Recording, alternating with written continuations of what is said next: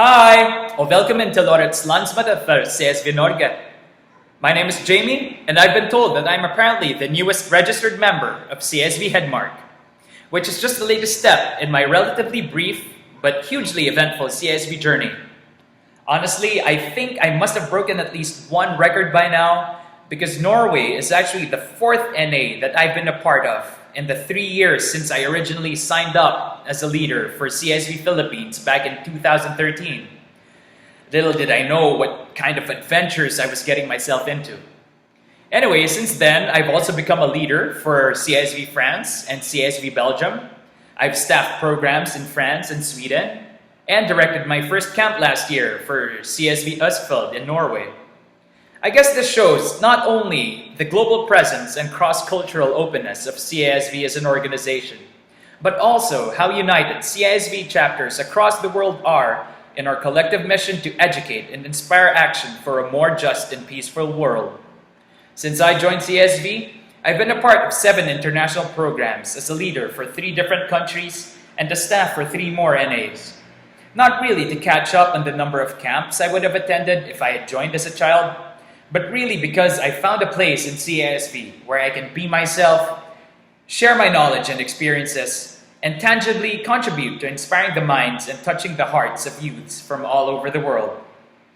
This is building global friendship in its purest sense, and I'm quite sure this is also why all of you are here today. Now, this year also marks the 20th anniversary of Hedmark chapter, and on behalf of the chapter board, I would like to thank the officers of CISV Norway and all the other chapters for having given us the honor of hosting you all in what I hope would be a very productive and insightful weekend.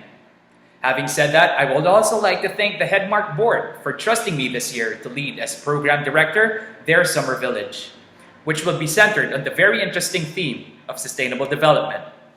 While I know it's far from a simple idea, I'm sure that by now you're already familiar with the general concept of sustainable development being the delicate balance between economic progress, social well-being, and environmental protection by using our natural resources responsibly.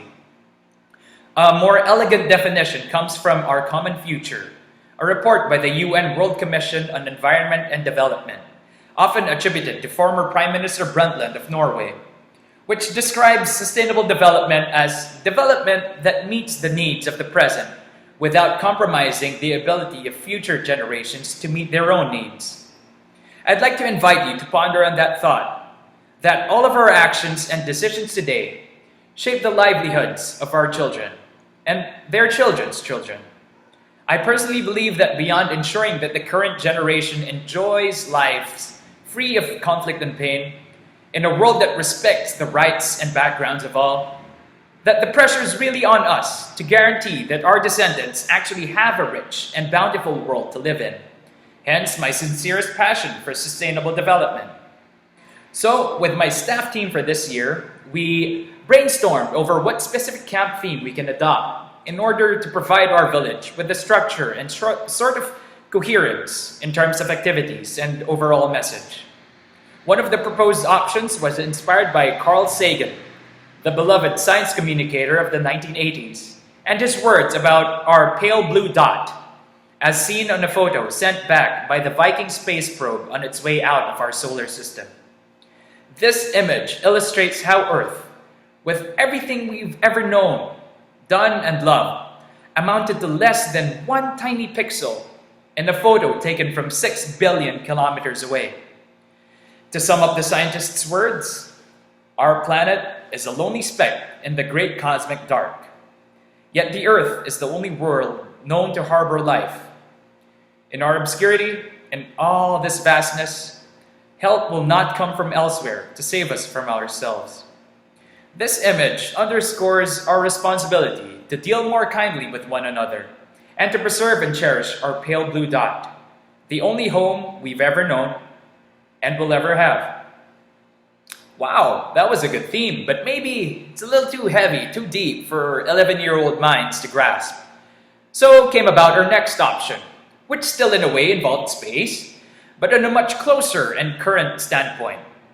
This time the theme was called No Planet B, and was inspired by a recent TED Talk presented by NASA astronomer Lucian Wolkowitz, who criticized the somewhat misguided support for current programs that aim to establish human colonies on Mars.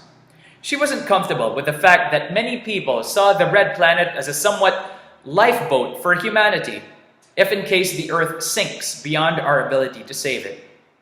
We are at a tipping point in human history, she says, as a species poised between gaining the stars and losing the planet we call home.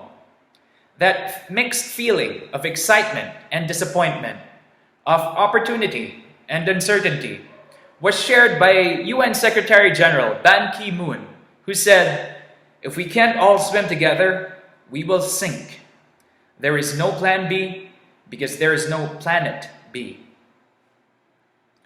Wait, again, the kids. I had to remind myself. I know kids these days are pretty smart, but I doubt they have any idea who Ban Ki-moon is, or could ever see space travel in a negative light. We had to think simpler, more tangible and immediate, which is how our final camp theme came about. Now, everyone knows and understands garbage and how it's never a good thing to have around.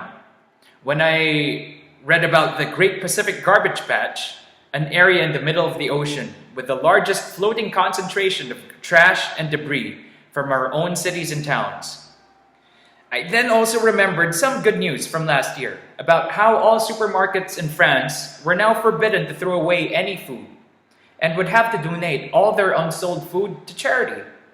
Now, what was the link here? Well, less careless disposal of trash and other wastes would result in a healthier and more dynamic ecosystem. And less wasted food leads to more available food for the poor and needy. So less is more, less is more. The overconsumption of resources is at the very heart of the sustainability challenge facing the planet, and is an issue that we, no matter how young or old, can help solve in our very own homes and towns. Further inspiration came from Mahatma Gandhi, who once said, "The world has enough for everyone's need, but not for everyone's greed." As these examples have shown, there are many ways to look at the challenges surrounding the promotion of sustainable development, from broad to focused, detached to dynamic. And the key for us as a global organization centered on the youth is to simplify the big issues and grand conflicts and distill them into easily digestible concepts that can be communicated across any language and setting, using concrete examples and illustrations. I commend CISV for making the effort to introduce themes like this to such young minds.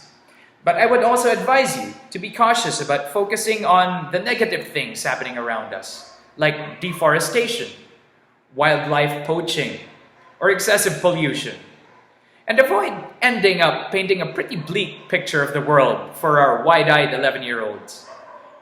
We should try to balance or even outbalance these negative perspectives with some good news as well, such as how just last month, Italy actually followed France's example and passed similar laws preventing the wastage of food. Suddenly, being able to feed the world doesn't seem like too distant of a goal. After Italy, it might be the whole of Europe adopting these policies. And soon after that, maybe even the entire world. Okay, so these are grand moves in the context of country governments and national laws. But we must also understand that progress like this is made in little incremental steps, as little drops in a powerful river.